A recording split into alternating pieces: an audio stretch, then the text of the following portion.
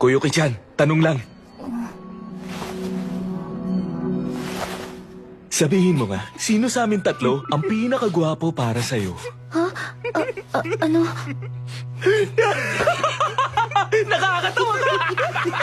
Tatsu, awat na tingnan mo, natataranta na siya, oh. Sa susunod, huwag mo na kasing patuloy ang pangungulit ng mga pasaway na yun sa'yo. Sige. Ganda nga. Huh? Ay, ikaw pala yan, Koyuki. Di kita napansin kasi ang liit mo masyado, eh. Hoy, Amano, magbigay ka naman ng konting height mo sa kanya. Halatang gusto ka niya. Ang obvious niya masyado eh. Sinabi mo pa. Banson! Banson! Yuki Banson, hintayin mo ako! Ha? Nagbibiro lang naman ako. Palagi ko nang naiisip ito. Sigurado ako, Koyuki-chan. May gusto sa'yo si Igarashi. Koyuki, parang type ka nga rin ni Senior Tatsu. Kaingit ka naman. Bakit ba okay lang mang asar kong bilang joke o paglalambing?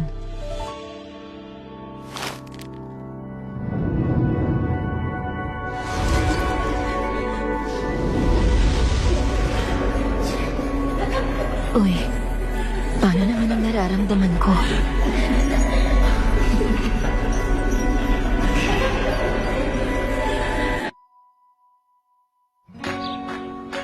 Mari, Muko, at May.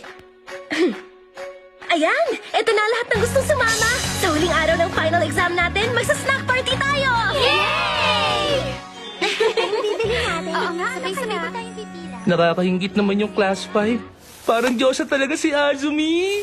Pati tayong introvert kinakausap niya. Isa na siyang tenyo. Excuse me. Ha? Ito, sabi ni teacher, iabot ko raw ito sa inyong dalawa. Maraming salamat po. Nakakatakot siya. Sino yung babaeng yun? Hikawa Koyuki. Kilala rin bilang Rina. Bakit, Reyna? Ayaw niyang makihalubilo sa iba. Ngayon ko nga lang siya nakausap eh. Patapos na yung second trimester, ah. Eh kasi naman, palagi siyang mukhang bad mood. Tapos yung aura niya parang ayaw magpalapit. Pag si Miki siya nag-aaya, marami agad gustong sumama. Naku, hindi naman. Siyempre, idol ng class 5 natin yan. Hay, kayo talaga. Tama na nga yan.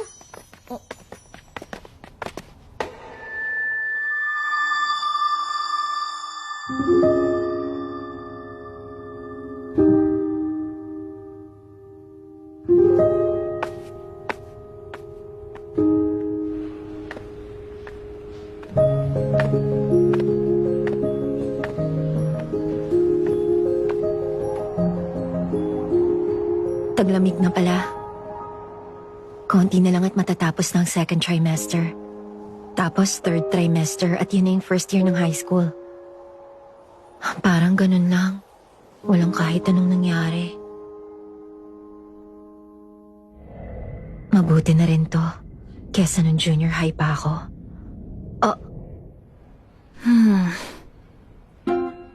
Wala na rin kasi akong pakailam kung anong tingin ng mga tao sa akin. Kaso nakakabahala pa rin kapag tinitignan nila ako. Ano ba kasing nakakatakot sa akin? Mukha ko? Yung facial muscles ko?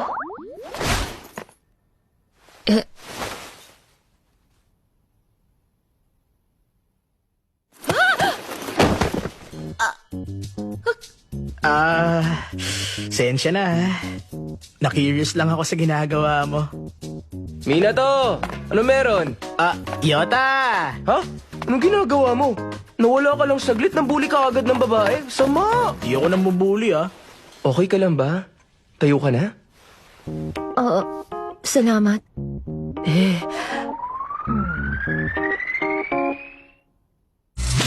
Tungkod!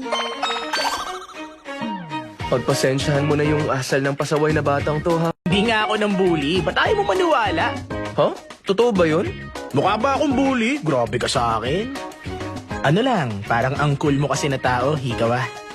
Pero meron ka rin palang nakakatuwang side. Sensya na ako, nagulat kita. Next time ulit.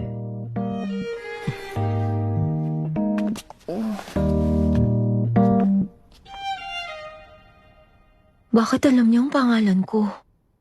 Teka nga lang, sino yun?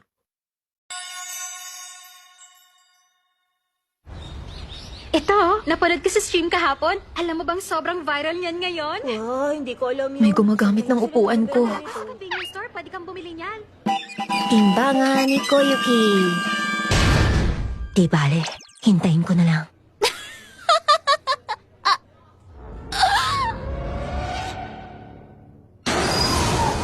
Sorry, ginamit ko ang upuan mo! Alis na po ako! Ha?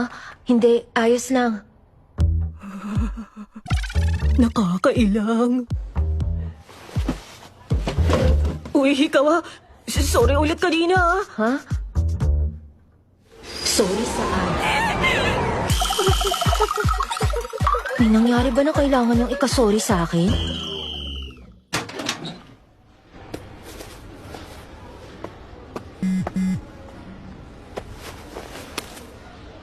Koyon, nakauwi ka na ba? Hindi pa. Nasa entrance ng school pa. Wala akong part-time ngayon, sabay tayong umuwi. Yahoo! Okay, kokak. Dito ako sa harap. Papunta na po! 10, 9, 8, Lo, may pa-countdown? 7. Teka, eto na!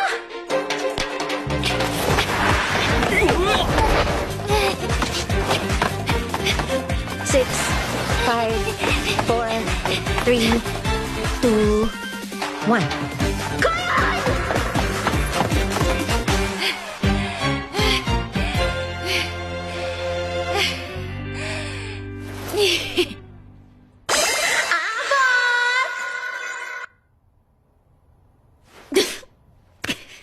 Oh, bumenta? Natawa ka?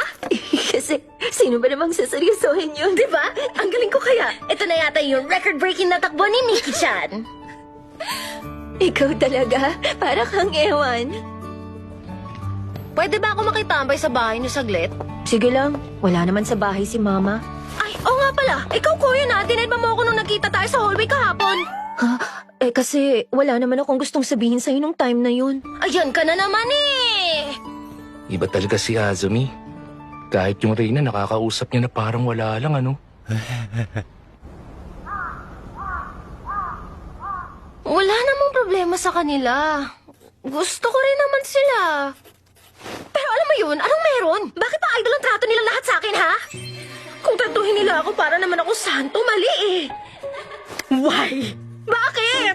Tratuhin nila ako parang gorilla gaya ng dati. Gusto ko yung inaasar din nila ako.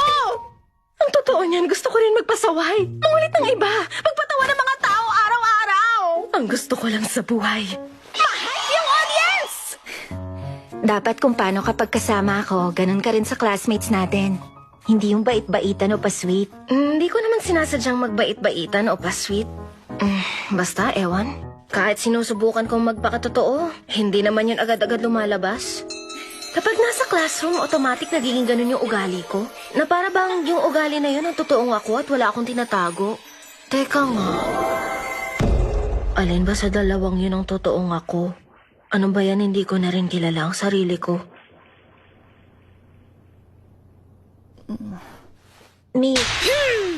Ki? Hala! Masyado ako naging senti at pa-profound! Hindi ako ganun klaseng tao! Ayoko! Okay lang yan, Mickey. Mapa-idol ka man o gorilla, sigurado kung may mga taong hindi ka iiwan. Kung ayaw ng ibang tao sa'yo, hayaan mo silang lumayo. Huwag kang magpapa-apekto. Ko yun. Kung akong tatanungin, mas pipiliin ko na lang maging mag-isa kesa makisama sa taong ayaw ko. Ha?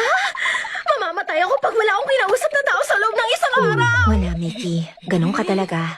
Nakakaingit ka ko yun. Sana kayanin ko rin maging mapag-isa katulad mo.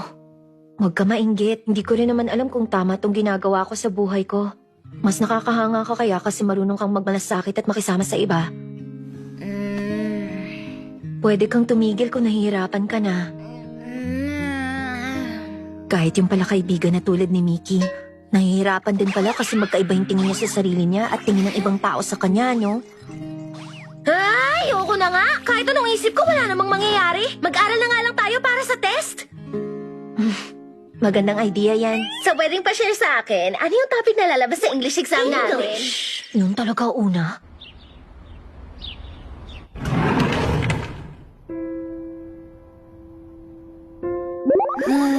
Gusto ko talaga yung feel ng classroom tuwing umaga. Vocabulary, vocabulary. Tong notebook na to kay Mickey to ah. Sabay kaming nag-aral sa bahay namin kahapon. Baka gamitin niya to sa klase, buti pa isoli ko agad. Malamang hindi pa dumarating sa school si Mickey. Iiwan ko na lang to sa table niya. Huh?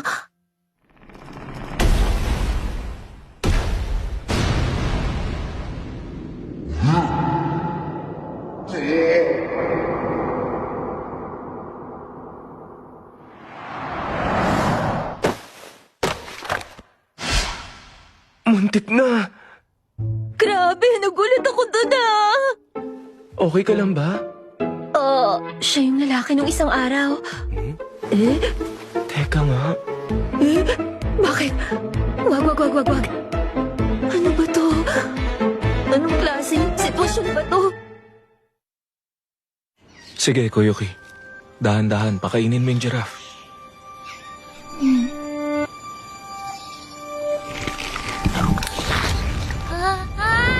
Oh!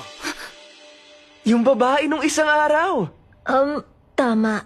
Hindi ko suot yung contacts ko ngayon kaya di kita nakilala agad. Nga pala, sorry kung nabangga kita. Okay ka lang ba? Parang nag-flashback yung buong buhay ko. Teka.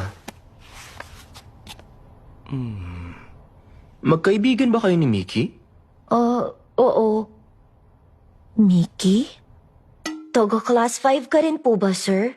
Hindi, taga-class 6 ako. Nandito lang ako para kunin yung libro na pinahiram ko sa kaibigan ko. Ito. Salamat. Pumunta ako dito para sana isoli tong notebook kay Mickey.